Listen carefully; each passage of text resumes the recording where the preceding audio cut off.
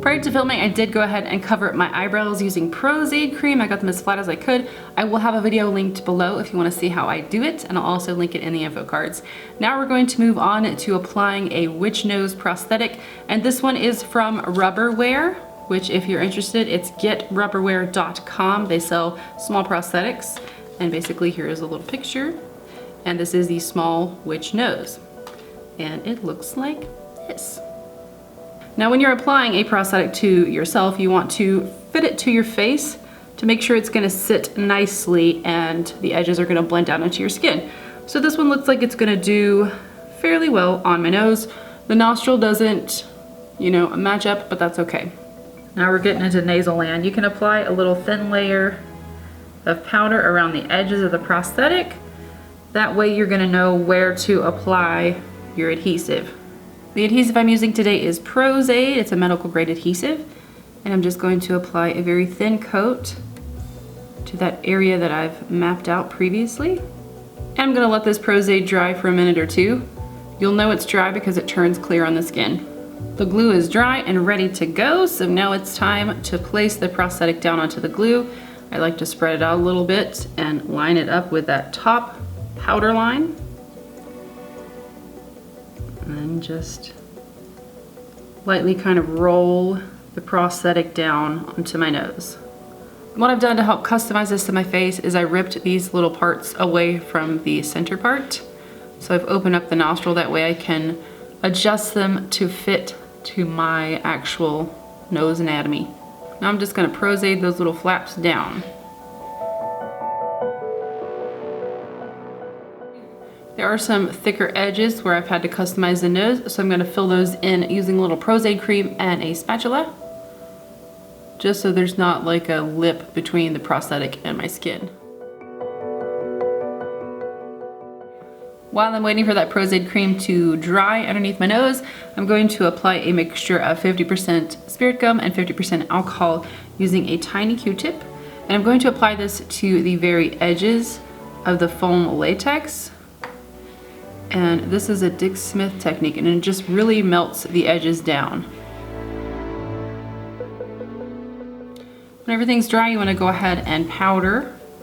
Make sure there's nothing sticky left on your face. To paint prosthetics, especially foam latex prosthetics, you're going to want to use a Pax Paint or a rubber mask grease paint, something that has castor oil in it.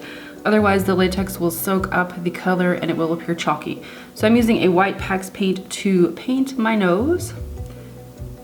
And I'm just stippling this color on with a makeup sponge. And I'm gonna stipple that Pax Paint onto my brows as well, just to cover up the dark hairs. And now we bake. Just kidding, I'm just going to apply copious amounts of powder to the Pax Paint, so it's not sticky.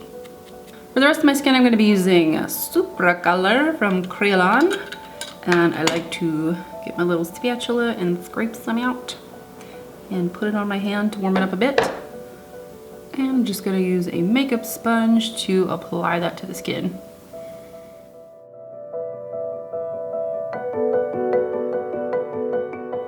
Look up there. The eyebrows have totally vanished. Thanks to the Pax Paint. They certainly did. This nose looks like the penguin, and I ain't mad at it for that, because I love the penguin so much. That's probably one of the first makeups that I ever fell in love with as a little girl, and I didn't realize it was makeup.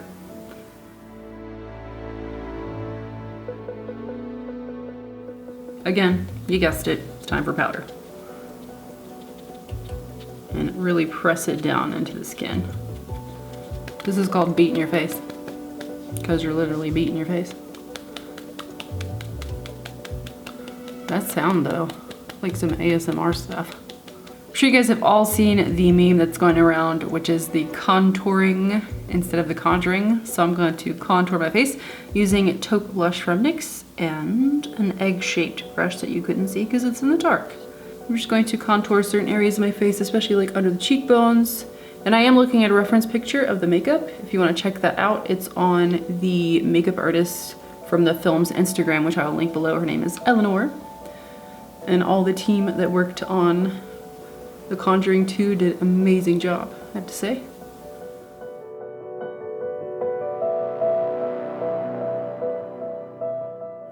I am contouring the nose a bit as well, just adding that powder down the sides of the nose. I'm going to break this white skin tone up a bit, so I'm going to be using alcohol palette. This is the dark flesh tone palette from Skin Illustrator, and I'm using the color Chocolate with a duo fiber brush that I don't care too much about. You can see. And we're going to stipple on this color just to break up some of the white. Time for another alcohol activated paint, and this time it's going to be a black with a chip brush and a popsicle stick, and we're going to splatter this all over the face. You can pat it down with your finger if it's a little too intense. I love that sound. Work, work, work, work, work.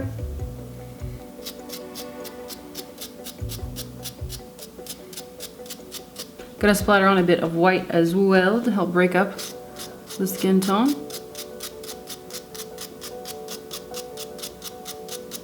Me and my chip brush, we're best friends. Now I'm going to be using a color from the Etude palette by Saucebox, this gray color.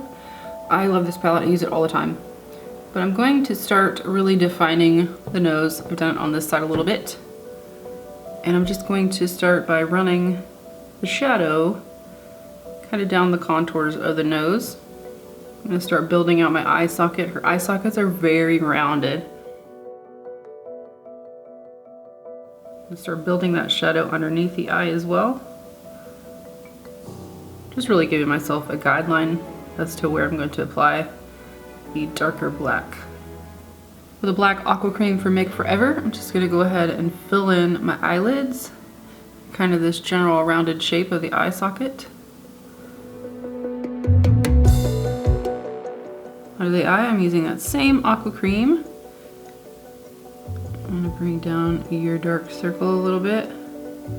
You can be kind of smudgy on this section of the eye. So VALAK does have some black veinage going on her face. His face, its face, I don't really know the gender. Anyway, I'm going to be using a black face paint to create those veins. And a teeny brush, like this one.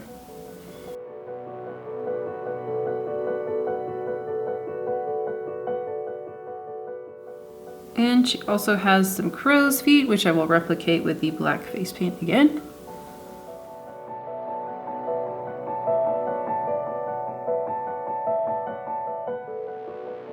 For the lips, I'm going to be using a liquid lipstick from Kat Von D. It's called Witches, which is perfect for this look. So, really messy lips. You take a Q-tip, kind of smudge it out.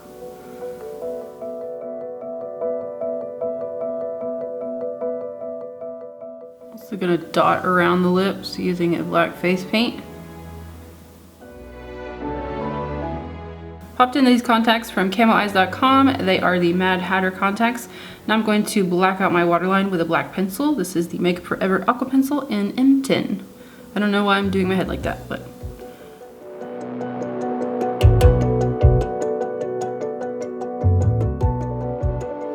I bought this costume from Amazon for like $18.